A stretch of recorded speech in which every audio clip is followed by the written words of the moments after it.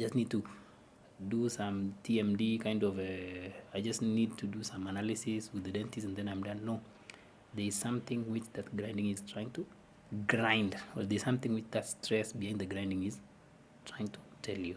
So when you are afraid of expressing yourself, you'll end up holding a lot of anger, and sometimes you may hold this anger in your throat, like words are not coming out. Have you ever gotten to that point where you're like, I just want to tell them something but words are not coming out? That's because you've suppressed a lot and you really believe that you don't deserve to be heard, or you don't deserve to express yourself, or if you express yourself you'll end up causing conflict and hurting others, so you end up numbing those things.